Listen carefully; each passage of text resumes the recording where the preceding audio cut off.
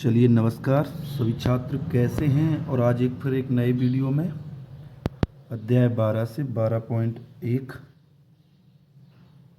Board परीक्षा के महत्वपूर्ण प्रश्न जो लिए गए हैं, जो सभी छात्र आसानी से देख सकते हैं, हम इनको आपको एक करके समझाते हैं। चलिए, पहला प्रश्न लिया गया है, दो घनों जिनमें से प्रत्येक का आयतन 64 सेंटीमीटर क्यूब है। प्रत्येक का आयतन 64 सेंटीमीटर क्यूब है। इसके संलग्न फलकों को मिलाकर एक ठोस बनाया जाता है। इससे प्राप्त घनाभ का पृष्ठीय क्षेत्रफल ज्ञात कीजिए। माना कि घन की प्रत्येक भुजा ए सेंटीमीटर है। क्या है? माना घन की प्रत्येक भुजा कितनी है? ए सेंटीमीटर। तब आयतन बराबर, आयतन क्या होता है? ए क्यू। ए क्यू बराबर क्या लिख सकते हैं? आयतन दिया था 64 और घन की भुजा क्या होती है? ए क्यू। तो ए क्यू बराबर 64 यानी 4 की घात 3 और ए की घात 3। तो घातों के नियम से घात हट चुकी, तो ए का मान कितना बचा? 4 सेंटीमीटर। वो कह रहे दो घनों का आयतन 64 सेंटीमीटर, दोनों संलग्न फलकों को मिलाकर एक ठोस बनाया जाता है। तो दोनों घनों को मिलाकर एक ठोस बनाया जाता है। जब दो बराबर आयतन वाले घनों को परस्पर मिला दिया जाता है तो हमें एक घनाभ प्राप्त होता है।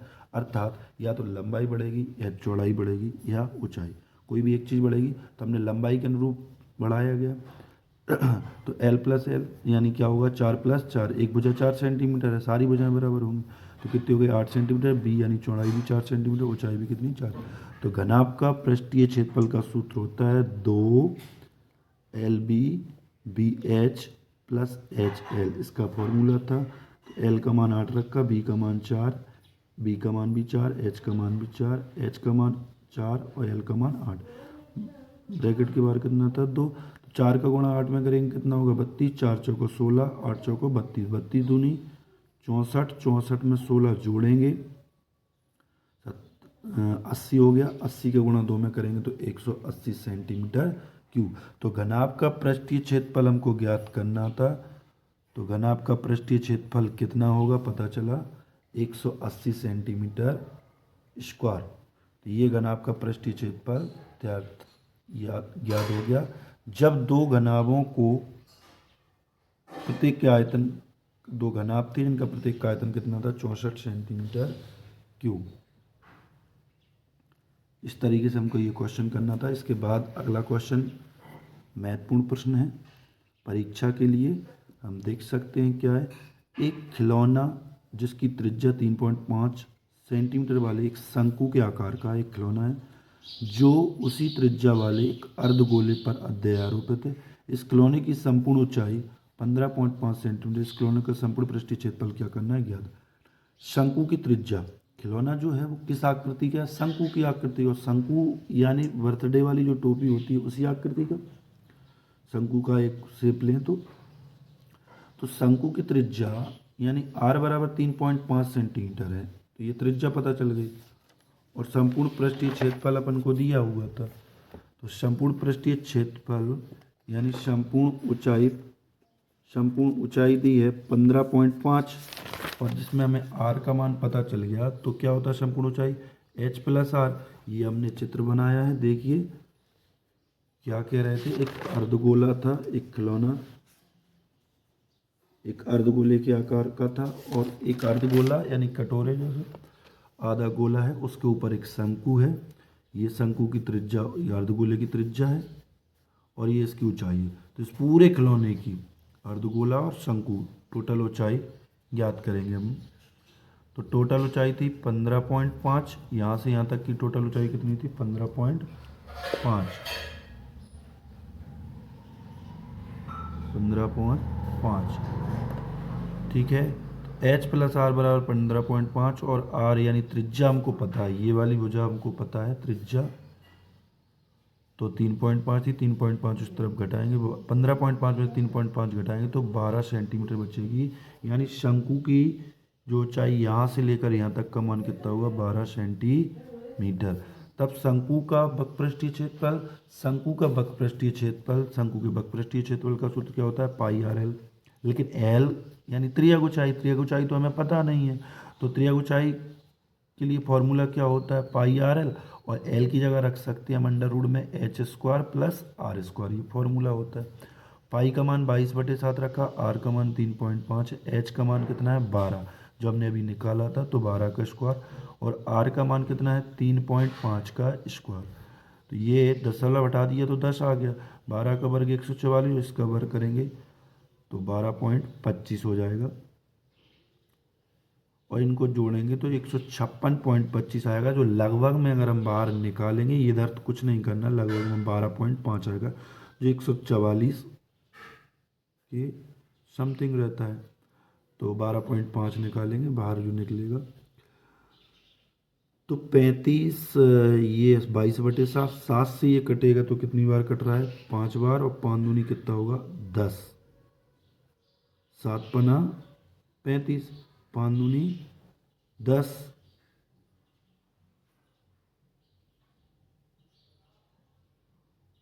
और 5 दूनी 10, और 2 से ये कटेगा 11 बार, और 11 का गुणा ये कटेगा कितनी बार, 2, 5 से 1, 7 से 1 कटा 5 बार, ठीक है, तो 7, 7 पना 35, और 5 दूनी 10, 2 से ये कटेगा 11, 22 कितनी बार 11, और 11 गुणा 125 में करेंगे तो 1375 बटे कितना 10, 10 का भाग देंगे 137.5 आएगा, कितना आ गया 137.5। चलिए अब आगे देखिए, ये 137.5 क्या निकला, शंकु का पृष्ठीय क्षेत्रफल क्या निकला है, शंकु का पृष्ठीय क्षेत्रफल 137.5 सेंटीमीटर। अब हमें अर्धगोला निकालना है, ये अर्धगोला जो बना हुआ है, तो हमें अर्धगोला निकालना है, ये अर्धगोला, तो अर्धगोले का पृष्ठीय क्षेत्रफल का सूत्र होता है पाई आर स्क्वायर, पाई का मान 22/7 और आर का मान 3.5, और इसको 2 बार लिखेंगे क्योंकि घात 2 है, 10 काटेगा तो 10 आएगा, 10 काटेगा तो 10 आएगा, 5 7 से ये कटेगा 5 बार, 5 दूनी 10, और 2 से 2 कैंसिल हो गया, 2 से 2 कैंसिल, 5 से ये कट रहा है, 5 से ये कटेगा 7 बार, और 5 से ये कटेगा 2 बार, और 2 से ये कटेगा 11 बार, 11 का गुणा 7 में करेंगे तो कितना होगा 77 सेंटीमीटर स्क्वायर। हमें पूरे खिलौने का निकालना है, ये शंकु का निकाल लिया और हमने ये अर्धगोले का, दोनों का हमने अलग अलग निकाल के इन दोनों को क्या कर दिया, जोड़ दिया, और क्या लिखा था, अतः खिलौने का संपूर्ण पृष्ठीय क्षेत्रफल 177 प्लस 137.5 जोड़ेंगे तो 214.5 सेंटीमीटर स्क्वायर। तो ये अर्धगोले का संपूर्ण पृष्ठीय क्षेत्रफल था, खिलौने का संपूर्ण पृष्ठीय क्षेत्रफल, ये था खिलौने का संपूर्ण पृष्ठीय क्षेत्रफल जो अर्धगोला और शंकु में था, 2 अलग अलग भाग थे, दोनों को हमने जोड़ दिया, ये आंसर आ चुका। अगला क्वेश्चन इसी प्रकार से हम दूसरा क्वेश्चन देखेंगे, काफ़ी महत्वपूर्ण है। अभी एक बार फिर से हम इस क्वेश्चन को दिखा देते हैं, पहला वाला भी दिखा देते हैं, आप अच्छी तरीके से नोट कर लेना इसको और समझ में आ रहा होगा आपको। चलिए अगला क्वेश्चन ये दूसरा था, इसके बाद ये दूसरा क्वेश्चन, ये आकृति बनी, इस तरीके से आकृति बना सकते हैं आप साफ, और ये दूसरा क्वेश्चन, ये हमने दोनों को जोड़ दिया। तीसरा क्वेश्चन क्या कह रहा है उसको देखेंगे हम।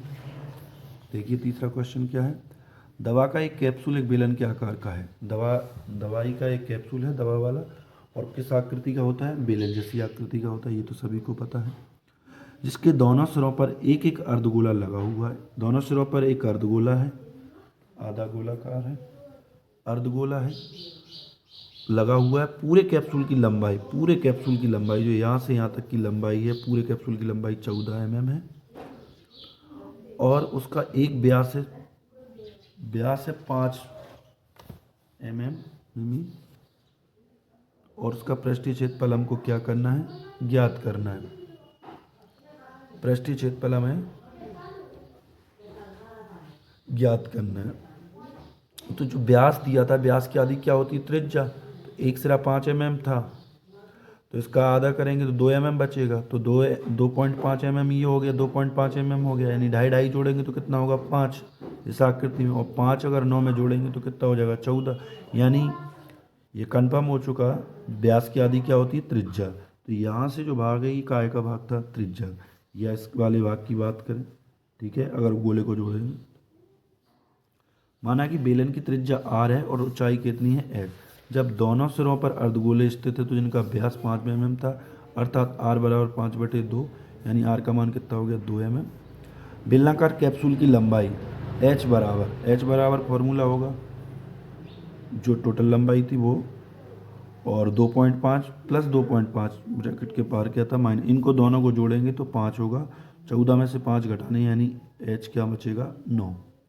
ये पूरी लंबाई थी, और ये आधा हिस्सा बचा हुआ है जो अर्धगोलाकार है जो कैप्सूल, उसका हिस्सा हटा देंगे तो बेलन की आकृति जो बचेगी उसका मान कितना था 5। तो ये इस तरीके से हम दोनों चीज़ें निकाल चुके हैं। चलिए हम क्वेश्चन को आगे देखते हैं। अतः पूरे कैप्सूल का पृष्ठीय क्षेत्रफल यानी बेलन का वक्र पृष्ठ प्लस दोनों अर्धगोलों का वक्र पृष्ठ, तो बेलन का वक्र पृष्ठ क्या होता है 2πr/h, और दोनों अर्धगोलों का क्या होता है 2 है तो 2 का गुणा कर लिया 2πr²। इस पूरे में से 2πr कॉमन ले लिया तो यहाँ तो h बचेगा, यहाँ 2r बचेगा क्योंकि एक तो 2 निकल गया, तो 2r² था तो r बचेगा। पाई का मान 22/7 रखेंगे, r का मान 5/2, h का मान 9 और 2 और r का मान 5/2 रख लिया। ये 2 से ये वाला 2 कैंसिल हो सकता है, बीच में ये प्लस का चिन्ह है गलती से लगा दिया है,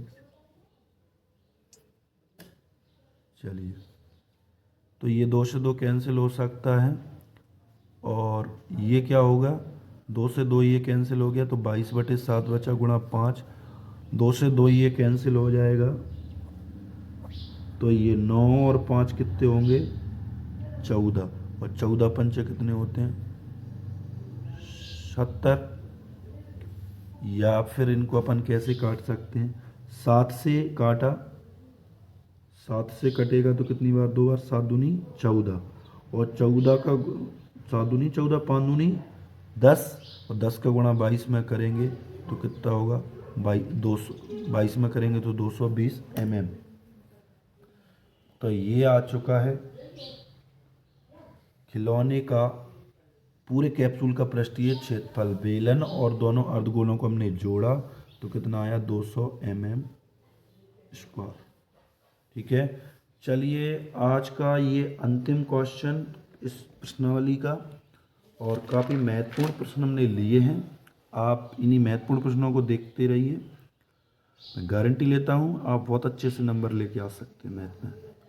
मैथ का डर दूर हो चुका है आप लोगों का, ये जो वीडियो हैं इनको देख सकते हैं। ऊंचाई 2.5 सेंटीमीटर और व्यास 1.4 सेंटीमीटर वाले एक ठोस बेलन में इसी ऊंचाई और इसी व्यास वाला एक शंकुआकार खोल काट लिया जाता है। शेष बचे ठोस का निकटतम वर्ग सेंटीमीटर एक पृष्ठीय क्षेत्रफल ज्ञात करना है। ये बेलन है, लकड़ी का बेलन, और इसके अंदर को इस तरीके से काटा गया खोल को कि शंकु की आकृति प्राप्त हो जाए। किसकी प्राप्त हो जाए शंकु की। इस पूरे बेलन की ऊंचाई जो है 2.4 है, और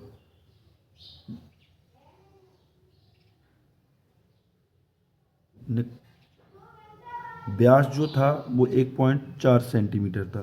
तो व्यास की आधी क्या होती है त्रिज्या, तो दिया गया है क्या क्या लिखा था व्यास r बराबर 1.4, 2 का भाग दिया तो 0.7 बचा, और ऊंचाई h बराबर कितना था 2.4, ये 1.4 क्या था व्यास था, तो व्यास में हम 2 का भाग दिए, त्रिज्या पता चल गई 0.7।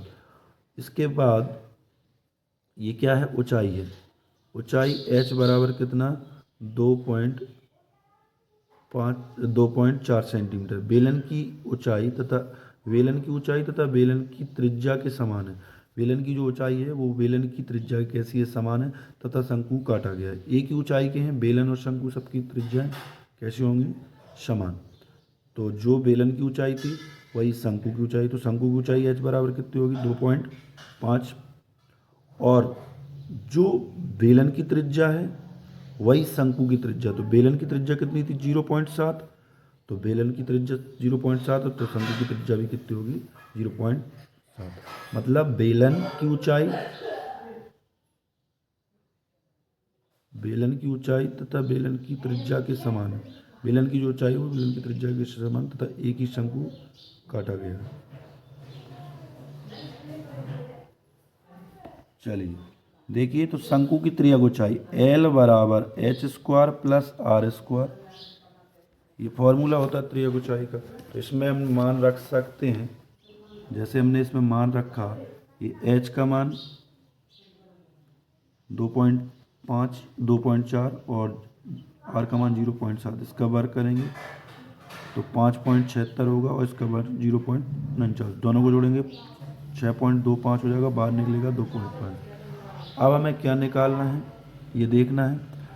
अतः ठोस का पृष्ठीय क्षेत्रफल बराबर बेलन का वक्र पृष्ठ और आधार का क्षेत्रफल प्लस शंकु का वक्र पृष्ठ, तीनों को जोड़ देंगे।